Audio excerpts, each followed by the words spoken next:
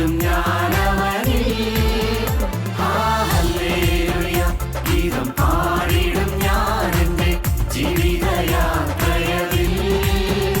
എന്നെ അല്ലലഖിലവും തീർത്തിടും നാൾ നോക്കിപ്പാർത്തിടും ഞാൻ ഉലകിൽ.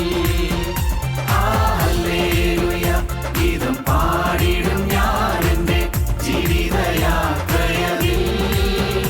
എന്നെ അല്ലലഖിലവും തീർത്തിടും നാൾ നോക്കിപ്പാർത്തിടും ഞാൻ ഉലകിൽ.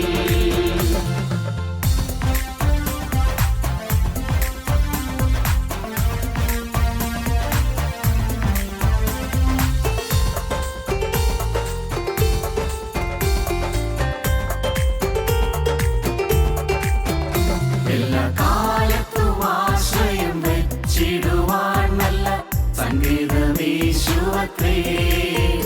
എല്ലാ കാലത്തും ആശ്രയം വെച്ചിടുവാൻ നല്ല സംഗീതമേശുവത്രേ. പെറ്റ തല്ലതൻ കുഞ്ഞിനെ മറന്നിടിലും കാന്തൻ മാറ്റം ഭവിക്കാത്തവൻ. പെറ്റ തല്ലതൻ കുഞ്ഞിനെ മറന്നിടിലും കാന്തൻ മാറ്റം ഭവിക്കാത്തവൻ.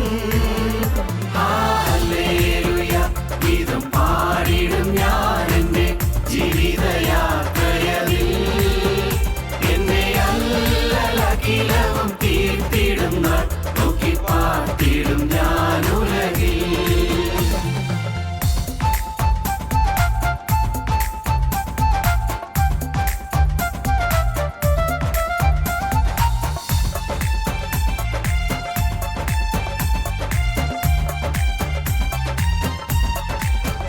തിരുക്കരത്തിൽ വൻ സാഗര ജലമെല്ലാം അടക്കുന്ന കരുതേഴും യാഹവൻ താൻ. തിരുക്കരത്തിൽ വൻ സാഗര ജലമെല്ലാം അടക്കുന്ന കരുതേഴും യാഹവൻ താൻ. ഒരു ഇടയനെ പോലെന്നെ അവനിൽ കരുതുന്ന സ്നേഹമെന്താശ്ചര്യമേ. ഒരു ഇടയനെ പോലെന്നെ അവനിൽ കരുതുന്ന സ്നേഹമെന്താശ്ചര്യമേ. ഹല്ലേലൂയ ഗീതം പാടിടും ഞാൻ എൻ്റെ ജീവിതയാത്രയിൽ. എന്നെ അല്ലലഖിലവും തീർത്തിടും നാൾ നോക്കിപ്പാർത്തിടും ഞാൻ ഉലകിൽ.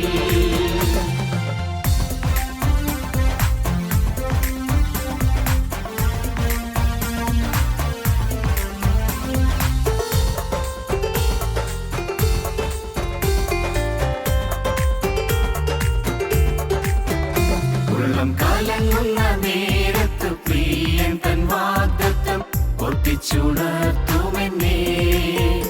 ഉള്ളം കലങ്ങുന്ന നേരത്ത് പ്രിയൻ തൻ വാഗ്ദത്തം ഓർപ്പിച്ചുണർത്തുമെന്നേ. ഉള്ളം കരത്തിൽ വരച്ചവൻ ഓർമ്മിക്കധീശൻ താൻ എന്നോടെ ആശ്വാസകൻ. ഉള്ളം കരത്തിൽ വരച്ചവൻ ഓർമ്മിക്കധീശൻ താൻ എന്നോടെ ആശ്വാസകൻ. ഹല്ലേലൂയ ഗീതം പാടിടും ഞാൻ എൻ്റെ ജീവിതയാത്രയിൽ. എന്നെ അല്ലലഖിലവും തീർത്തിടും നാൾ നോക്കിപ്പാർത്തിടും ഞാൻ ഉലകിൽ.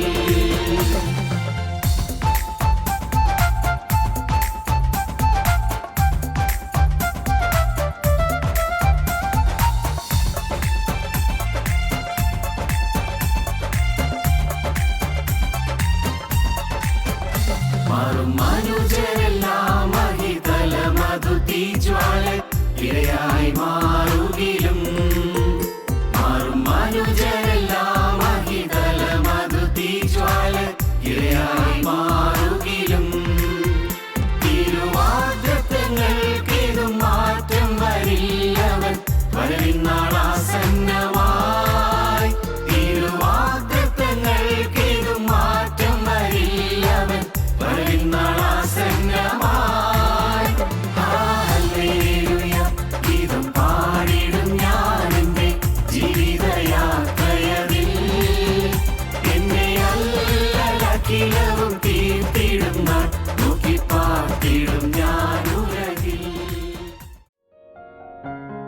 ഞങ്ങളും ക്രൂശിക്കപ്പെട്ട ക്രിസ്തുവിനെ പ്രസംഗിക്കുന്നു. ദൈവ തിരുനാമത്തിന് മഹത്വം ഉണ്ടാകട്ടെ. ദൈവ ഇഷ്ടം എന്നുള്ളതാണ് നമ്മുടെ ചിന്താ വിഷയം. നിങ്ങൾക്കറിയാമല്ലോ, ഒന്ന്, ദൈവത്തിൻ്റെ ഇഷ്ടമോ നിങ്ങളുടെ ശുദ്ധീകരണം തന്നെ. ശുദ്ധീകരണം ദൈവത്തിൻ്റെ ഇഷ്ടം.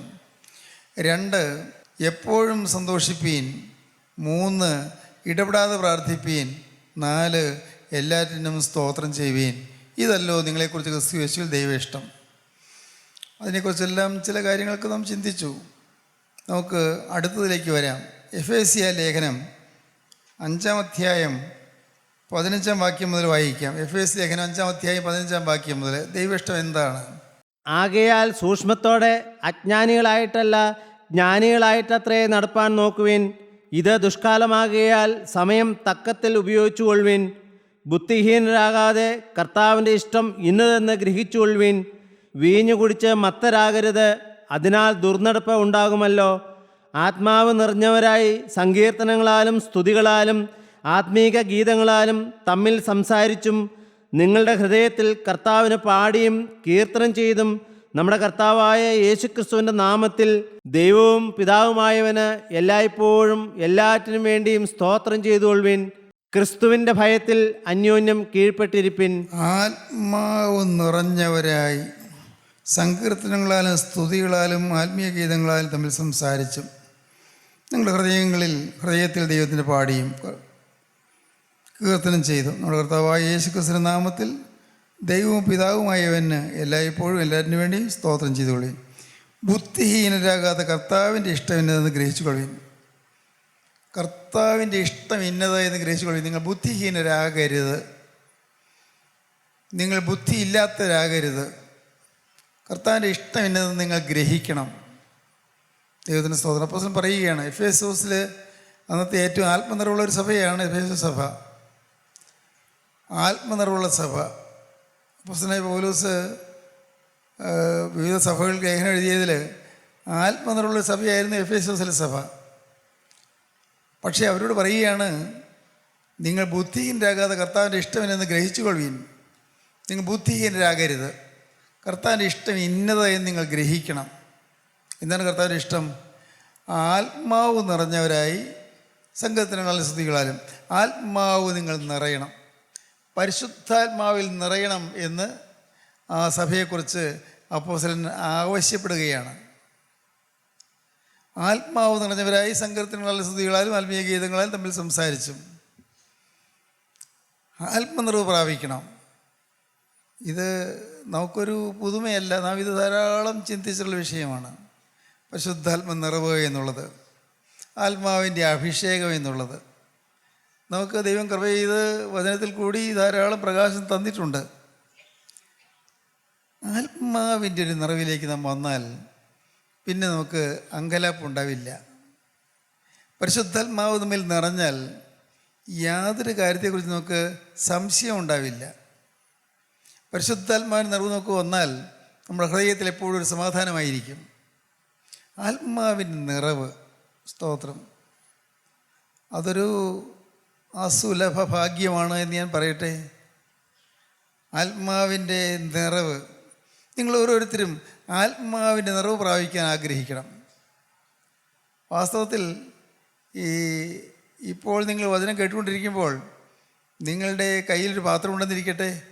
ആ പാത്രം നിങ്ങൾ നിവൃത്തി വെച്ചുകൊണ്ടിരുന്നാൽ വെള്ളം ഒഴിക്കുമ്പോൾ ആ പാത്രത്തിൽ വെള്ളം വന്ന് നിറയും. നിങ്ങളിലേക്ക് ദൈവത്തിൻ്റെ വചനം വന്ന് നിറയും.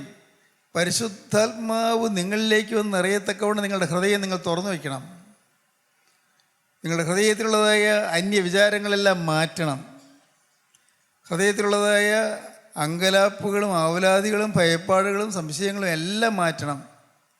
ഹൃദയത്തിലുള്ളതായ അവിശ്വാസം മാറ്റണം. ഞാൻ ചിന്തിച്ചൊരു വളരെ രസകരമായ കാര്യമാണ്. ഞാൻ എൻ്റെ നാവുകൊണ്ട് ധാരാളം വചനം പറഞ്ഞു, വചനം അനേകർ കേട്ടു. പക്ഷേ ഇതേ നാവ് കൊണ്ട് ഞാൻ പിന്നെ പറഞ്ഞ ചില വാക്കുകൾ ചിലർക്ക് സംശയം ഉണ്ടാക്കി. അപ്പോൾ എന്ന് പറഞ്ഞാൽ വാസ്തവത്തിൽ ആദ്യം പറഞ്ഞതൊന്നും ആരും വിശ്വസിച്ചില്ല. വിശ്വസിച്ചിരുന്നെങ്കിൽ ആത്മനിർഭർ പ്രാപിക്കാമായിരുന്നു. ആത്മാവിൻ്റെ ശബ്ദം കേട്ട് വിശ്വസിക്കുക. വിശ്വാസം കേൾവിയാലും കേൾവി ക്രിസ്തുവിൻ്റെ വചനത്താലും വരുന്നു. വചനം കേട്ട് വിശ്വസിക്കുക. ആട്ടെ, നിങ്ങൾ ചിന്തിച്ചിട്ടുണ്ടോ ദൈവത്തിൻ്റെ ആത്മാവിൻ്റെ ആ നിറവെനിക്ക് വേണമെന്ന് വാസ്തവമായി ആഗ്രഹിച്ചിട്ടുണ്ടോ? പലരും അതിന് തയ്യാറല്ല. കാരണം അത് കോസ്റ്റ്ലിയാണ്, അത് ഇത്തിരി വില കൂടിയതാണ്, വിലയേറിയതാണ്. പരിശുദ്ധാത്മാ നിറവ് പ്രാപിക്കുക എന്ന് വെച്ചാൽ അത്ര നിസ്സാര കാര്യമൊന്നുമില്ല. അത് സോ കോസ്റ്റ്ലി, വളരെ വിലയേറിയതാണ്. ആത്മാവിൻ്റെ നിറവ് പ്രാപിക്കുക എന്ന് പറയുന്നത് അത് സാധാരണഗതിയിൽ എളുപ്പമായൊരു കാര്യവുമല്ല. പരിശുദ്ധാത്മാവിൻ്റെ നിറവ് അതൊരു അഭിഷേകമാണ്. അത് പ്രാപിക്കാൻ വലിയ ദാഹം വേണം, വലിയ ദാഹം. ആത്മാവിനെ പ്രാപിക്കാനുള്ളതായ ദാഹം നമുക്ക് വരണം. ആത്മാവിനെ പ്രാപിക്കാനുള്ളതായ പ്രാർത്ഥന വേണം, ആത്മാവിനെ പ്രാപിക്കാനുള്ളതായ ദാഹം വേണം. എൻ്റെ സഹോദരങ്ങളെ ഞാൻ ചോദിക്കട്ടെ, നിങ്ങൾക്ക് വാസ്തവമായി അങ്ങനെ ഒരു ദാഹമുണ്ടോ? എനിക്ക് ആ പരിശുദ്ധാത്മാവിനെ നിറവ് പ്രാപിക്കണം. എനിക്ക് പരിശുദ്ധാത്മാവിനെ നിറവ് പ്രാപിച്ച് ക്രിസ്തുവിനോട് അടുത്ത് നിൽക്കണം. നിങ്ങൾ അനുഭവിച്ചിട്ടുണ്ടോ? കർത്താവേ, അപ്പാ, നിങ്ങളുടെ ഭാരങ്ങൾ പറയാനായിട്ട് നിങ്ങൾ കർശനം ചെയ്തിട്ട് അപ്പാ എന്ന് നിങ്ങൾ വിളിച്ചിട്ടുണ്ടോ? നിങ്ങളുടെ ആകുലങ്ങൾ പറയാനായിട്ട് അപ്പാ എന്ന് നിങ്ങൾ വിളിച്ചിട്ടുണ്ടോ? മറ്റാരും കേൾക്കണ്ട, അപ്പാ എന്ന് വിളിച്ചുകൊണ്ട് ദൈവത്തോട് നിങ്ങൾ പ്രാർത്ഥിച്ചിട്ടുണ്ടോ? ദൈവസന്നിധിയിൽ നിങ്ങളുടെ ഹൃദയം പകർന്നിട്ടുണ്ടോ? നിങ്ങൾ അനേകരങ്ങനെ എല്ലാം പ്രാർത്ഥിച്ചിട്ടുണ്ടെന്നാണ് എൻ്റെ വിശ്വാസം. അനേകർ. കാരണം നമ്മുടെ ഈ കൂട്ടായ്മയിൽ വരുന്ന ഓരോരുത്തരും അനേകം പേരും അങ്ങനെ പരിശുദ്ധാത്മാവിൻ്റെ കൃപ പ്രാപിക്കുന്നവരാണ്, പ്രാപിക്കാൻ ആഗ്രഹിക്കുന്നവരുമാണ്. എന്നാൽ ഈ ആത്മാവിൻ്റെ നിറവ് പ്രാപിക്കാൻ നിങ്ങൾ പ്രാർത്ഥിച്ചിട്ടുണ്ടോ? എന്ത് വില കൊടുത്തും എനിക്ക് ആത്മാവിൻ്റെ നിറവ് പ്രാപിക്കണം നിങ്ങൾ ആഗ്രഹിച്ചിട്ടുണ്ടോ? എന്ത് വില കൊടുത്തും. അതിനുവേണ്ടി നിങ്ങൾ ഉപവാസം എടുത്തിട്ടുണ്ടോ? അതിനുവേണ്ടി നിങ്ങളുടെ ജീവിതത്തെ നിങ്ങൾ ശോധന ചെയ്തിട്ടുണ്ടോ? അപ്പോസ്തലൻ പറയുന്നു, ബുദ്ധിഹീനരാകാതെ കർത്താവിൻ്റെ ഇഷ്ടം എന്നതെന്ന് ഗ്രഹിച്ചുകൊള്ളുവീൻ. ബുദ്ധിഹീനരാകാതെ കർത്താവിൻ്റെ ഇഷ്ടം എന്നതെന്ന് ഗ്രഹിച്ചുകൊള്ളുവീൻ. ബുദ്ധിഹീനരാകരുത്. ബുദ്ധിഹീനരാകാതെ കർത്താവിൻ്റെ ഇഷ്ടം എന്നതെന്ന് ഗ്രഹിച്ചുകൊള്ളുവീൻ. ഈ നല്ലപോലെ അറിയാം, നിങ്ങളുടെ ജീവിതത്തിൽ സൗഖ്യമാകുകയില്ല എന്ന് ആളുകൾ വിചാരിക്കുന്നതായ രോഗങ്ങൾ വരുമ്പോഴും ഈ ആത്മാവിന് നിറവുണ്ടെങ്കിൽ പരിശുദ്ധാത്മാവോടെ വ്യാപരിക്കും, പരിശുദ്ധാത്മാവോടെ പ്രവർത്തിക്കും. നിങ്ങൾക്ക് കർത്താവ് സൗഖ്യം തരും. ദൈവത്തിന് സ്തോത്രം. പരിശുദ്ധാത്മാവിന് നിറവ് നിങ്ങൾക്കുണ്ടെങ്കിൽ നിങ്ങൾ പരീക്ഷ എഴുതുമ്പോൾ അവിടെ പരിശുദ്ധാത്മാവിൻ്റെ സാന്നിധ്യം ലഭിക്കും. അവിടെ പരീക്ഷാ ഹാളിൽ പരിശുദ്ധാത്മാവിൻ്റെ സാന്നിധ്യം ലഭിച്ച് നിങ്ങൾക്ക് ആത്മാവിൽ പ്രാർത്ഥനയോടുകൂടി പരീക്ഷ എഴുതാൻ സാധിക്കും. അപ്പോൾ ദൈവത്തിൻ്റെ കൃപ നിരന്തരം നിങ്ങൾക്ക് ലഭിച്ചുകൊണ്ടിരിക്കും. സ്തോത്രം. ദൈവത്തിൻ്റെ വലിയ നാമം മഹത്വപ്പെടട്ടെ. ഞാൻ ഈ കാര്യങ്ങൾ ഞാൻ ഓർക്കുന്നു. ഞാൻ B.Ed പരീക്ഷയ്ക്ക് അന്ന് സുമാർ അഴീക്കോടാണ് പ്രിൻസിപ്പൽ. B.Ed പരീക്ഷയ്ക്ക് ഇരുന്നു. ഞാൻ പ്രാർത്ഥിച്ചുകൊണ്ടായിരിക്കുന്നത്. അന്നൊക്കെ പ്രാർത്ഥന ഉണ്ടായിരുന്നല്ലോ, പ്രാർത്ഥിച്ചുകൊണ്ടായിരിക്കുന്നത്. കർത്താവേ, നീ എൻ്റെ കൂടെ വേണമെന്ന് ഞാൻ പറഞ്ഞുള്ളൂ. നീ എൻ്റെ പേനയിൽ തുടരണമേ എന്നേ പറഞ്ഞുള്ളൂ. പ്രാർത്ഥിച്ചുകൊണ്ടാണ് ഇരുന്നത്. ദൈവത്തിന് സ്തോത്രം. അന്ന് 3 മണിക്കൂർ കൊണ്ട് ഞാൻ എഴുതിയത് 103 പേജാണ്. അതൊരു അത്ഭുതമായിരുന്നു. ക്ലാസ്സിൽ പരീക്ഷാ പേപ്പർ നോക്കി സാറ് വന്നു, എല്ലാവരെയും വിളിച്ച് പേപ്പർ കൊടുത്തു. എൻ്റെ പേര് വിളിക്കുന്നില്ല. ഞാൻ അമ്പരന്ന് പോയി, ഞാൻ പരിഭ്രമിച്ചു പോയി. അത് കഴിഞ്ഞ് സാറ് സ്വസിദ്ധമായൊരു ചിരിയോടെ, ചിരി അദ്ദേഹത്തിനുണ്ട്, ഒരു പ്രത്യേകതരം ചിരിയുണ്ട്. ഞാൻ വളരെ ആദരിക്കുന്ന മനുഷ്യനാണ് കേട്ടോ, ഡോക്ടർ സുമാർ അഴീക്കോട്. അദ്ദേഹം എൻ്റെ നേരെ നോക്കി. എന്നിട്ട് അദ്ദേഹം പറഞ്ഞു, ഞാൻ ഈ ക്ലാസ്സിൽ പറഞ്ഞിട്ടുള്ളതെല്ലാം ശരിക്ക് ശ്രദ്ധിച്ച ഒരു വിദ്യാർത്ഥിയുണ്ട്, അത് യോഹന്നാനാണ് എന്ന് പറഞ്ഞ് അദ്ദേഹം പേപ്പർ എനിക്ക് തന്നു. ദൈവത്തിന് സ്തോത്രം. അതിനുശേഷം ഫൈനൽ എക്സാമിനേഷൻ എനിക്ക് ഏറ്റവും കൂടുതൽ മാർക്ക് കിട്ടി, യൂണിവേഴ്സിറ്റിയിലെ ഏറ്റവും കൂടുതൽ മാർക്ക് കിട്ടി. അങ്ങനെ ഉയർന്ന നിലയിൽ പാസ്സായി. ഞാൻ പറയാൻ കാരണം അന്ന് ആത്മനിർഭരമൊന്നും ഉണ്ടായിരുന്നു ഞാൻ പറയുന്നില്ല. പക്ഷേ എനിക്കൊരു നിർബന്ധം ഉണ്ടായിരുന്നു, കർത്താവ് എൻ്റെ കൂടെ വേണമെന്ന്, യേശുക്രിസ്തു എൻ്റെ കൂടെ വേണമെന്ന്. എൻ്റെ ഈ വാക്കുകളെ കേൾക്കുന്ന പലരും വിദ്യാർത്ഥികളുണ്ടല്ലോ. യേശുക്രിസ്തു എൻ്റെ കൂടെ വേണമെന്ന് നിങ്ങൾക്ക് നിർബന്ധം വരണം. യേശുക്രിസ്തു എൻ്റെ കൂടെ വരുന്നതിന് തടസ്സമായിട്ട് എനിക്ക് എന്തെങ്കിലും ഉണ്ടോ എന്ന് നോക്കണം. ക്രിസ്തു എൻ്റെ കൂടെ വരുന്നതിന് തടസ്സമായി എനിക്ക് എന്തെങ്കിലും ഉണ്ടോ? ക്രിസ്തു എൻ്റെ കൂടെ ചേർന്ന് നിൽക്കുന്ന തടസ്സമായി എൻ്റെ ജീവിതത്തിൽ എന്തെങ്കിലും ഉണ്ടോ? എൻ്റെ ഏതെങ്കിലും തരത്തിൽ അശുദ്ധി ഉണ്ടെങ്കിൽ കർത്താവ് എൻ്റെ കൂടെ നിൽക്കുകയില്ല. എൻ്റെ ശരീരത്തിൽ, അല്ലെങ്കിൽ എൻ്റെ മനസ്സിൽ, എൻ്റെ ആത്മാവിൽ, എൻ്റെ ഹൃദയത്തിൽ, എൻ്റെ ചിന്താഗതിയിൽ, എൻ്റെ മനോഭാവത്തിൽ എവിടെയെങ്കിലും അശുദ്ധി ഉണ്ടെങ്കിൽ കർത്താവ് അവിടെയെങ്കിലും അടുത്ത് വരികയില്ല, ഉറപ്പാണ്. ഏതെങ്കിലും തരത്തിലുള്ളതായ അശുദ്ധിയുണ്ടോ? ഏതെങ്കിലും തരത്തിൽ ആരോടെങ്കിലും നീരസമുണ്ടോ? എൻ്റെ ജീവിതത്തിൽ എവിടെയെങ്കിലും ക്രിസ്തുവിൻ്റെ സ്വഭാവത്തിന് വിരുദ്ധമായി എന്തെങ്കിലും ഉണ്ടെങ്കിൽ ക്രിസ്തു ചേർന്ന് വരികയില്ല, ഉറപ്പാണ്. നിങ്ങൾ ചിന്തിക്കണം, എൻ്റെ ജീവിതത്തിൽ ക്രിസ്തു എന്നോട് ചേർന്ന് വരുന്ന തടസ്സമായി എനിക്ക് എന്തെങ്കിലും ഉണ്ടോ? ദൈവത്തിന് സ്തോത്രം. ദൈവത്തിന് വലിയ നാമം മഹത്വപ്പെടട്ടെ. ആ പഴയ കഥകളെല്ലാം ഞാൻ ഓർക്കുമ്പോൾ എനിക്ക് വലിയ സന്തോഷം. അതെല്ലാം ഓർക്കുമ്പോഴും പറയുമ്പോഴും വലിയ സന്തോഷം. കാരണം എൻ്റെ ദൈവം നടത്തിയ വിധങ്ങൾ. സ്തോത്രം. പാടത്ത് നെൽകൃഷി ഉണ്ടായിരുന്നു.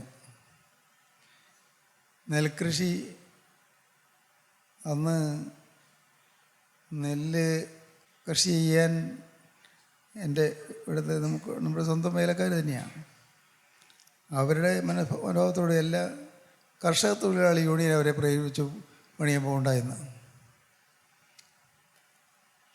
അങ്ങനെ പാടത്ത് കൃഷി നടക്കുന്നില്ല.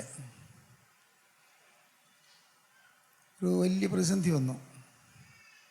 അങ്ങനെ ഇരിക്കുകയാണ്. ഇവിടെ ഈ പറമ്പിൽ റബ്ബർ കൃഷി, അതിന് റബ്ബർ തൈ വെച്ചിട്ട് അതിൻ്റെ മണ്ണ് കിളച്ചുകൊണ്ടിരിക്കുകയാണ്.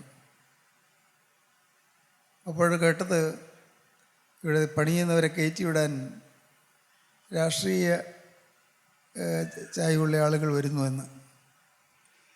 വലിയൊരു പ്രക്ഷോഭം ഇവിടെ നടക്കുമെന്ന് മനസ്സിലായി.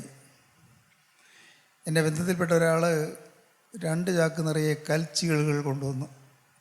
അങ്ങനെ അവർ വന്നാൽ അവർ എറിയാൻ. പണിയുന്ന വേലക്കാർ തൂമ്പയും എല്ലാമായിട്ട് ഒരുങ്ങി നിൽക്കുക. തൂമ്പ വരുന്നവരെ അവരെ കിളയ്ക്കാൻ, അവരെ അടിച്ച് വീഴ്ത്താൻ, തൂമ്പ കൊണ്ട് അവിടെ വെട്ടി വീഴ്ത്താൻ. വലിയൊരു ഭീകര അന്തരീക്ഷം അന്ന്. അത് ഓർക്കുമ്പോൾ ഭയം തോന്നുന്നു. ഞാൻ കൂടെ ഞാനകത്ത് കിടന്ന് ഞാൻ പ്രാർത്ഥിച്ചിട്ട് വേദവസ്തം തുറക്കും, വീണ്ടും പ്രാർത്ഥിക്കും, വീണ്ടും വേദവസ്തം വായിക്കും. ദൈവത്തിന് സ്തോത്രം. ഞാൻ പഴയ കഥകൾ പറയുന്നത് എന്താണെന്നറിയാമോ? അന്ന് എൻ്റെ കണ്ണീര് കണ്ട ഒരു ദൈവമുണ്ട്. ഞാൻ പ്രാർത്ഥിച്ചപ്പോൾ പ്രാർത്ഥന കേട്ട ഒരു ദൈവമുണ്ട്. ഞാൻ മനസ്സ് നൊന്ത് വിങ്ങിയപ്പോൾ എൻ്റെ അരികത്ത് വന്ന് ആശ്വസിച്ചൊരു ദൈവമുണ്ട്. ഓരോ പ്രാവശ്യം വേദവസ്തം വായിക്കുമ്പോഴെല്ലാം വേദവാക്യങ്ങൾ വായിച്ച് ഞാൻ ധൈര്യപ്പെട്ടു. ആ വേദവാക്യങ്ങളുടെ ധൈര്യത്തിൽ ഞാൻ പിന്നെയും ആശ്വാസം കൊണ്ടു. ദൈവത്തിന് സ്തോത്രം. ദൈവത്തിന് വലിയ നാമം മഹത്വപ്പെടട്ടെ. ജാതിയായിട്ട് വന്ന് ആക്രമിക്കാൻ വരാനിരുന്നവർ, അവർ പട്ടിവരുത്തുന്ന ജാതിയായി പുറപ്പെടാൻ നേരത്ത് ജാഥ നിന്നു. അത് പുറപ്പെടാൻ തയ്യാറായി നിന്നു, നീങ്ങി തുടങ്ങി. അപ്പോൾ നേതാവ് അദ്ദേഹം പറഞ്ഞു, യോഹന്നാൻ സാറിൻ്റെ വീട്ടിലേക്ക് ഞാൻ വരുന്നില്ല എന്ന് പറഞ്ഞ് അദ്ദേഹം ജാഥ പിരിച്ചു വിട്ടു. കർത്താവ് അവിടെ പ്രവർത്തിച്ചു, യേശുക്രിസ്തു അവിടെ പ്രവർത്തിച്ചു. സ്തോത്രം. പ്രിയപ്പെട്ടവരെ, ആ കാലം കഴിഞ്ഞാണ് ഈ കൃഷിയുടെ കാര്യത്തെക്കുറിച്ച് എനിക്കൊരു മടുപ്പ് വന്നത്. അങ്ങനെയാണ് നെൽകൃഷിയൊന്നും വേണ്ട എന്ന് വെച്ചത്. നിലങ്ങളെല്ലാം വിറ്റു. ദൈവത്തിന് സ്തോത്രം. ദൈവത്തിൻ്റെ വലിയ നാമം മഹത്വപ്പെടട്ടെ. യേശുക്രിസ്തുവിൻ്റെ സാന്നിധ്യം, അതിനുവേണ്ടി നാം കൊതിക്കണം. കർത്താവേ, നിൻ്റെ തിരുസാന്നിധ്യം എനിക്ക് തരണമേ നിങ്ങൾ പ്രാർത്ഥിക്കണം. എന്തെല്ലാം നഷ്ടപ്പെട്ടാലും നിൻ്റെ സാന്നിധ്യം എനിക്ക് നഷ്ടപ്പെടരുത് നിങ്ങൾക്ക് ഒരു നിർബന്ധം വേണം. എന്തെല്ലാം പോയാലും, പൈസ പോയാലും, ആരോഗ്യം പോയാലും, പ്രിയപ്പെട്ടവർ പോയാലും, ആരെല്ലാം മാറിപ്പോയാലും എൻ്റെ യേശുവിൻ്റെ സാന്നിധ്യം എനിക്ക് നഷ്ടപ്പെടരുത് എന്നുള്ള ഒരു പ്രാർത്ഥന നിങ്ങൾക്ക് വേണം. യേശുവിൻ്റെ സാന്നിധ്യം നഷ്ടപ്പെടരുത്. കർത്താവിൻ്റെ സാന്നിധ്യം എൻ്റെ കൂടെ എപ്പോഴും ഉണ്ടായിരിക്കണം. ഈ ഒരു ധാരണയിൽ നിന്നാൽ നിങ്ങൾക്കത് ആത്മനിറവിലേക്ക് വരുന്നതിന് സഹായമായി തീരും. ഇങ്ങനൊരു ചിന്തയുണ്ടായി എന്നുള്ളത് ആത്മനിറവ് പ്രാപിക്കണമെന്നില്ല. പക്ഷേ ഈ ഒരു ചിന്ത ഇല്ലാതെ ആത്മനിറവ് കിട്ടുകയില്ല. എന്ത് വന്നാലും ശരി, എന്തെല്ലാം നഷ്ടപ്പെട്ടാലും ശരി, എനിക്ക് യേശുവിൻ്റെ സാന്നിധ്യം വേണമെന്നുള്ളതായ ചിന്ത നിങ്ങൾക്ക് വന്നാൽ അത് നിങ്ങളുടെ ആത്മനിറവിലേക്ക് നിങ്ങൾ നടത്തും. ആത്മനിറവിലേക്ക്. ദൈവത്തിന് സ്തോത്രം. ഈ നിറവെന്ന് പറയുന്നത് അതിനൊരു പരിമിതിയില്ല, അതിനൊരു അതിരില്ല. ഒരു ഗ്ലാസ്സിൽ വെള്ളം നിറച്ചെടുത്താൽ നിറവാണ്, ഒരു വലിയ കപ്പിലാണെങ്കിൽ നിറവാണ്, ഒരു ബക്കറ്റിലാണെങ്കിൽ നിറവാണ്, അല്ല ഒരു കിണറ്റിൽ ആണെങ്കിൽ നിറയെ വെള്ളം നിറവാണ്, അല്ല ഒരു തടാകത്തിലാണെങ്കിൽ അത് നിറവാണ്, അല്ല സമുദ്രത്തിലാണെങ്കിൽ നിറവാണ്. നിറവിനതിരില്ല, നിറവിനതിർത്തിയില്ല. നാം നമ്മെ തന്നെ താഴ്ത്തിക്കൊണ്ട്, കർത്താവേ, എൻ്റെ ഈ മൺകൂടാരത്തിൽ നിൻ്റെ പരിശുദ്ധാത്മാവ് ഇറങ്ങി ആവസിക്കണമേ നിങ്ങൾ പ്രാർത്ഥിക്കണം. ഈ മൺകൂടാരത്തിൽ കർത്താവേ, നിൻ്റെ പരിശുദ്ധാത്മാവ് എന്നിൽ വന്നിറയണം. ബുദ്ധിഹീനരായ കർത്താവിൻ്റെ ഇഷ്ടവിനെന്ന് നിങ്ങൾ ഗ്രഹിച്ചു കൊള്ളുവീൻ.